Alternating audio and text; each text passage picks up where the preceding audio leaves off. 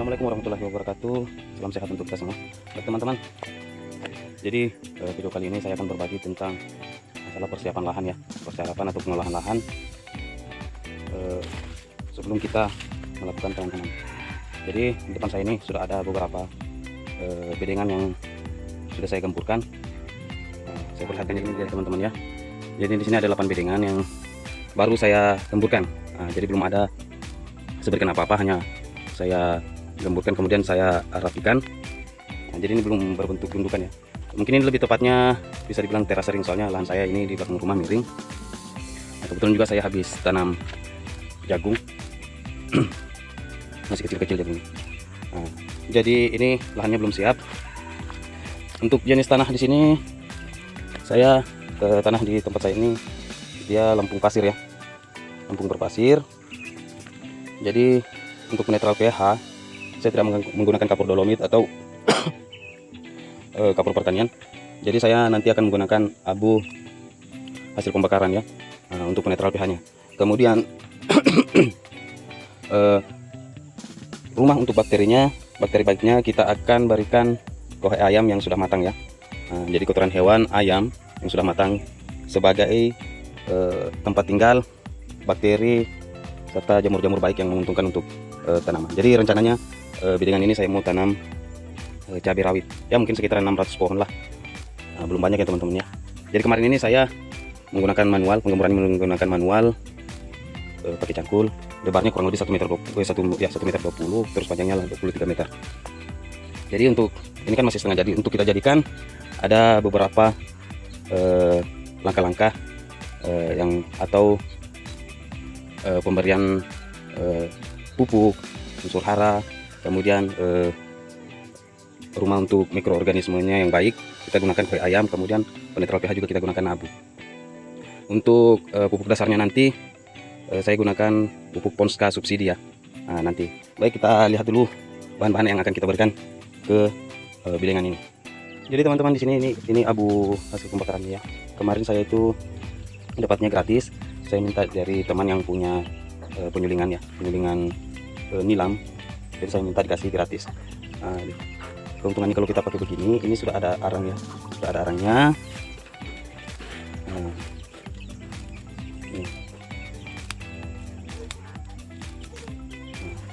Terus untuk kotoran hewannya, saya buka karungnya dulu teman-teman ya. Ini kohe ayam, yang sudah saya komposisi menggunakan mikroorganisme lokal yang ada di sekitar lahan saya. Nah ini ya. Nah ini kan kita sebar juga nanti di bedengan. Kemudian pupuk kimianya masih di dalam, nanti saya perlihat. Jadi langkah yang pertama kita tebar abu dulu ya. Saya biasanya menggunakan abu dulu, menebar abu dulu. Setelah abu, kemudian saya menyebarkan kotoran hewan di atas abu begitu. Jadi saya tidak mencampur satu kali langsung diaduk terus disebar satu kali, enggak. Saya berlapis. Oke. Jadi saya berikan abu dulu di lahan bedengan saya teman-teman. Baik teman-teman semua, jadi ini saya baru saja sudah memberikan abu pembakaran ya. Ada beberapa fungsi atau tujuan kita memberikan abu pembakaran ini. Yang pertama, untuk menjaga pH tanah tetap netral.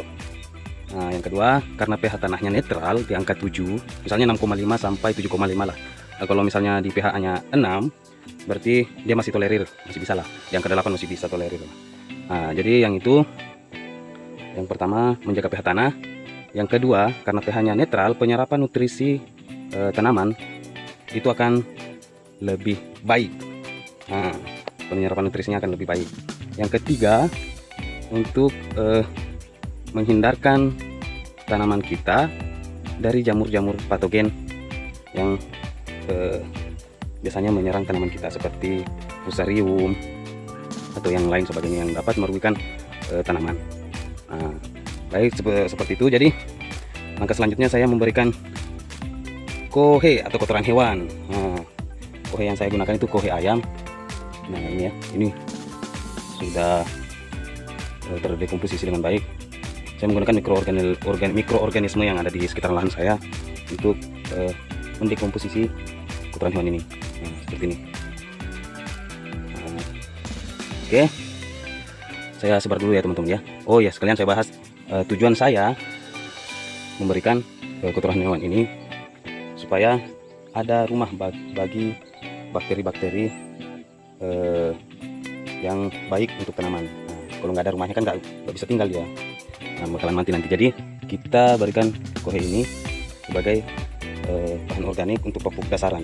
Nah, kalau kita hanya menggunakan ini belum cukup. Unsur hara di dalam kohe ini belum cukup untuk memenuhi kebutuhan tanaman kita. Nah, kebetulan saya mau tanam cabai, jadi kalau kita menggunakan ini belum cukup untuk kalau tumbuh sih mungkin tumbuh, tapi berbuah maksimal, batangnya besar, kemudian rimbun, itu masih belum cukup kalau kita hanya mengandalkan pupuk organik ini. Jadi nanti saya akan campur dengan pupuk sintetis ya, pupuk sintetis Ponska. Nah, jadi yang ini saya tabur dulu di bidangan ini.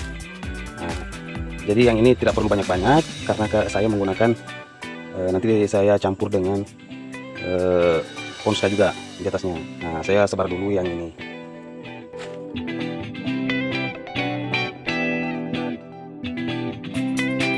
Oke teman-teman, jadi ini saya sudah berikan kohe ayam ya. Nah, dari lapis pertama itu abu, lapis kedua ini kohe ayam. Nah, tapi kalau teman-teman mau gunakan kohe ayam, gunakan kohe ayam yang memang sudah betul-betul matang atau betul-betul terdekomposisi. Nah, karena kalau misalnya kalau tidak matang atau tidak terdekomposisi dengan baik, nanti dia akan diurai oleh bakteri di dalam tanah. Itu akan itu akan menimbulkan panas ya teman-teman ya. Nah, dan itu bisa berbahaya buat akar tanaman teman-teman semua. Jadi setelah ini saya menggunakan saya tebar lagi pupuk Ponska ya teman-teman ya. Jadi NPK Ponska yang nitrogennya 15%, terus fosfatnya 10%, kaliumnya 12%. Saya taburnya tipis-tipis teman-teman ya. Bisa teman-teman lihat. Oke, saya lanjut sebar pupuknya dulu teman-teman.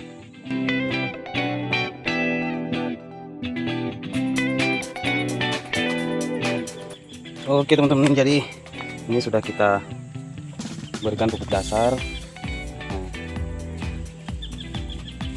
Oke, jadi teman-teman kalau mau menggunakan pupuk sintetis sebagai pupuk dasar itu gunakan jenis pupuk yang slow release ya, atau pupuk yang pelepasan unsur haranya itu ke tanah itu lambat, seperti itu teman-teman. Nah, jadi setelah ini kita akan gemburkan dulu, kita akan aduk kembali menggunakan cangkul. Nah, jadi kita di sini sistemnya masih manual ya teman-teman ya.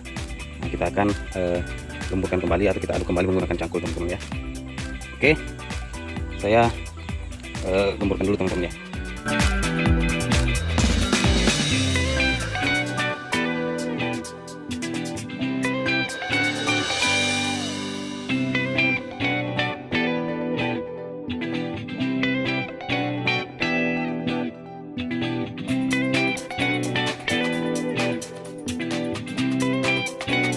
Jadi proses pengadukannya, pencampurannya itu sudah selesai. Saya lakukan, langsung saya bantu bedengan, dan di samping ini saya buatkan parit atau drainase air, nah, supaya lahan kita ini tidak begitu banyak menampung air di bedengan ini. Nah, jadi seperti itu teman-teman. Jadi ini belum bisa kita tutup musa soalnya masih kering. Nah, ini masih kering teman-teman ya. Nah, ini masih kering. Nah, jadi kita tunggu kena hujan dulu. Nah, baru setelah kena hujan itu kita berikan liquid fertilizer dulu, atau perbanyakan bakteri baik yang kita ambil dari lahan perkebunan kita sendiri. Nah, disitu juga nanti kalau ada kesempatan, insya Allah saya akan buatkan videonya bagaimana caranya kita memperbanyak bakteri-bakteri yang baik atau jamur-jamur yang baik. Kita perbanyak, kemudian akan kita semprotkan ke lahan kita.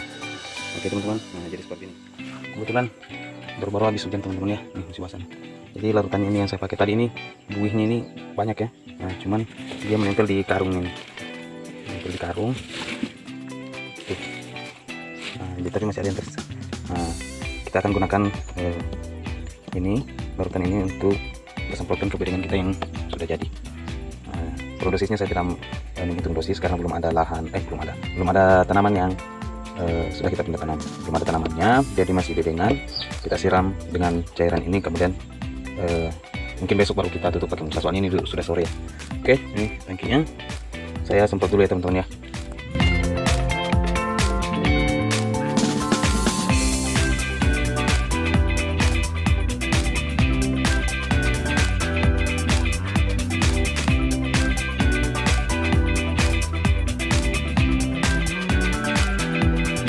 Jadi rencana hari ini kita akan pasang mulsa di 2 bedengan ini ya.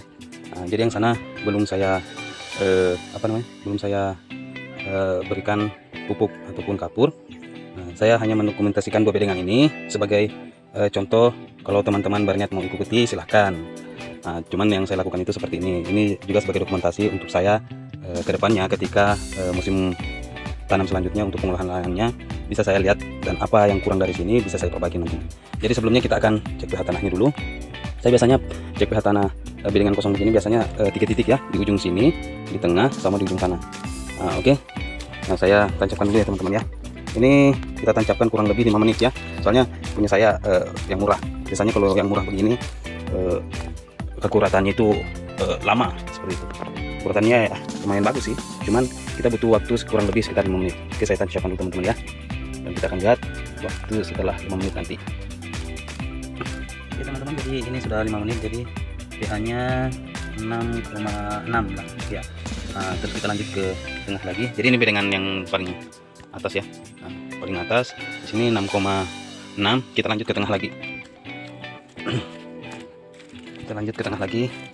Di sini kita tancapkan ya.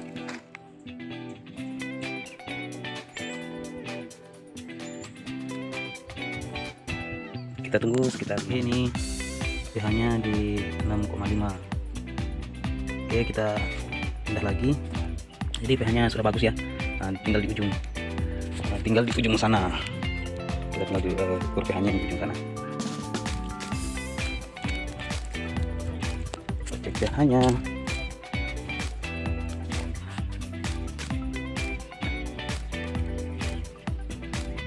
Oke, kita tunggu sekitar 5 menit lagi ya. Oke, kita lihat ini udah 5 menit. Ini sudah 5 menit, kita lihat pH-nya di berapa ya. Nah, rata-rata di 6,5, 6,6. Oke. Jadi ini bedengan ini sudah siap kita tutup mulsa. Tinggal kita ukur bedengan yang kedua ini. Kita ukur dari sini ke tengah, ke ujung sana lagi. Oke. Keputusan untuk bedengan yang ini. Untuk bedengan yang ini itu kita harus tabur kapur dulu sebelum tutup mulsa. Nah, kalau bedengan yang ini yang di atas ini sudah bisa kita tutup mulsa. Oke, saya akan melakukan tutup mulsa.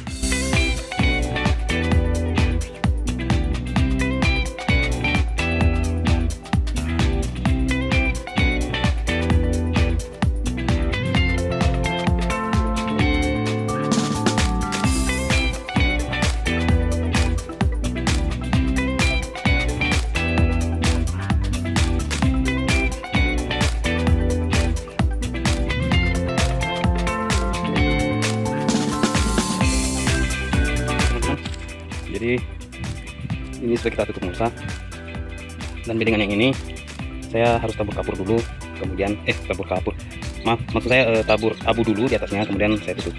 Jadi yang ini nanti lubang tanamnya ini kan lebar mulsanya 120, jadi nanti lubang tanamnya saya rencana ini 2 baris, jadi lubang tanamnya atau jarak tanamnya itu sekitar 50 kali 50 cm. Kenapa saya pakai 50 kali 50 cm? Karena panjang perakaran dari cabai rawit ya, dia itu ini batang ya, ini batang ke kiri itu sekitar 22,5. Nah, begitu juga dengan yang di sebelah 22,5, jadi totalnya sekitar 50 cm. Nah, seperti itu. Jadi 50 cm, di sini masuk 20 cm, yang dari akar sebelah sini masuk 22 cm setengah, yang dari sini juga 22 cm setengah. Nah, jadi ketemu di tengah nanti. Jadi seperti itu. Makanya saya gunakan jarak tanam 50 kali 50 cm. Nah, jadi ini nanti 2 baris ya, 2 baris. Oke, saya kira cukup seperti itu teman-teman ya. Nanti ini dibuat lubang tanam kurang lebih 1 minggu sebelum pindah tanam itu sudah harus saya lubangi, karena 3 hari sebelum pemindah tanaman itu saya harus semprot dulu dengan pembedah tanah seperti itu teman-teman ya. Oke, saya rasa cukup dari saya. Sekian dan terima kasih. Mohon maaf bila ada salah ucap, salah kata. Maksud video ini bukan untuk menggurui, tapi lebih untuk berbagi. Jangan lupa like, share, dan subscribe. Jangan lupa juga komen di bawah ya teman-teman ya. Tolong masukannya bagi yang mungkin ada ilmu yang belum diterapkan di sini. Mohon di komentar juga. Ada kesalahan silahkan di komentar. Oke, sekian dari saya. Assalamualaikum warahmatullahi wabarakatuh.